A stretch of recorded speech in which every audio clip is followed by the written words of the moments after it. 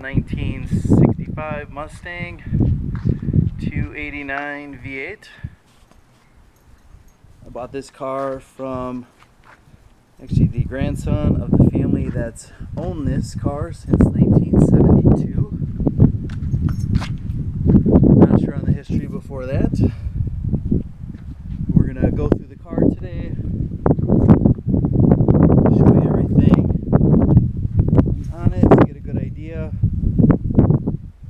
And if you do want to fly into Austin and come take a look at it, more than willing to pick you up from the airport. For those of you that are seeing this car online. Alright. This car has a bit of an updated interior. As you can see, carpet's been replaced. The seats are actually in pretty good condition. The back seat here.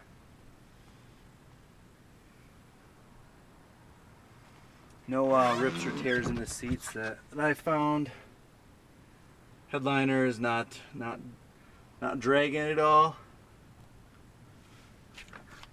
Dash could use some sprucing up, but as far as I can tell, everything I've tried works. The horn sounds a little funny, but other than that, the headlights work, turn signals work, windshield wipers work.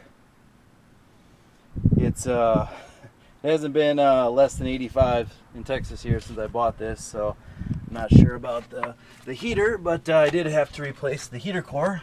Let me show you the bottom of the door here.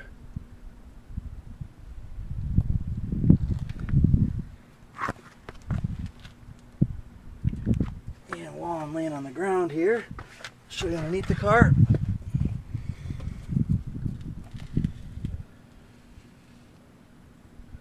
There were a couple spots in the floor I had to replace with the rear passenger part where you put your feet. Welded in a new panel in there. Again, you can see these rockers here are great. This car's pretty rust free. You can see there's a couple spots here on this fender wall. Otherwise, most of it's just some light surface rust.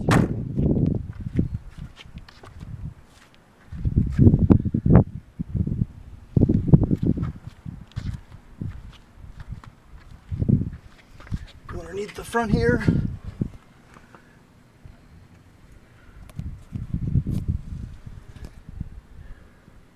You can see I replaced the brake lines, the soft and the hard lines. Also replaced the master cylinder. The shoes and pads, or sorry, the shoes and drums were good on the brakes, so I left those. But I did rebuild all of the brakes, all new springs and everything inside the brakes, so they're working good. You can see the new fuel pump. Also replaced a bunch of the hoses, changed the oil on it, and did the transmission filter. Replaced the fluid on that. Shifts great in drive. It's got a slight little clunk going into reverse, but you know, this car's old enough where I'd expect a few little clunks. The passenger side, I had to replace the whole passenger floor pan, so welded all that in, and then rubberized coating on top of that. I'm gonna go show you the transmission. Replaced the rear transmission seal. Like I said, we also did the filter, flush that out. Here's another view. I'll show you the brake work that we did.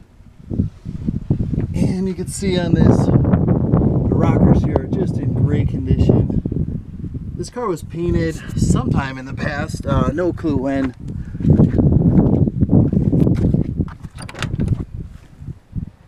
Show the passenger side. See the new carpet.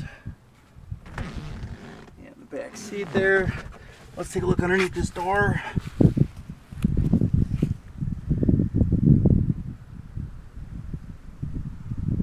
See underneath the door, I mean, just very light surface rust.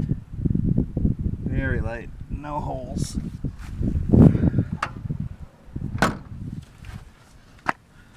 And everything closes, of course, as it should.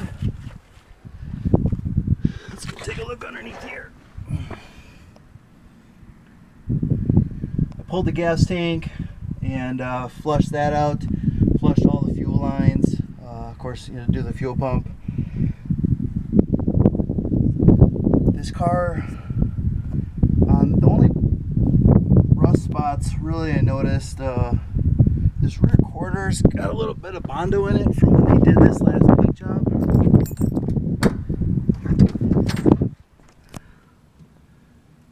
You can see they did some Bondo work down there, but this paint's old enough where if it's not popping through by now, I don't think it's going to be popping through. Show you this other rear quarter down here. It's got these matching drain holes down here, which I'm assuming they're drain holes because they're on both sides, but other than that, trunk looks pretty solid. I'll show you the bottom lip here. A little bit of light surface rust on there, but otherwise it's solid. Those are the original hubcaps, and then the seat belts there. Locks up nice and tight. Let's pop back underneath here. Replaced both the seals in the rear end. I actually have a picture of the gears from when they were out of the car, and you'd just be amazed at how the gears look spotless. The fluid that was in there was definitely like molasses, but there was not a single metal shaving I found anywhere in the fluid, and the rings and the gears look great. Alright, I thought you guys might want to actually hear it run too. Now when it does first start up, if you let it sit for a while, in other words when it's not warm, then it'll definitely take a little while to get warmed up.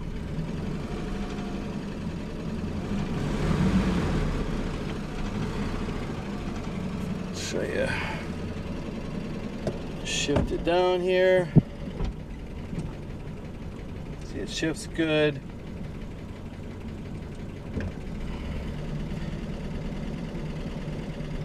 Go ahead and put it in reverse.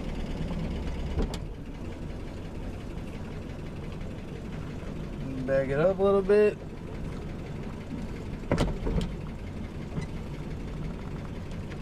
There we go. Let's go take a look underneath the hood.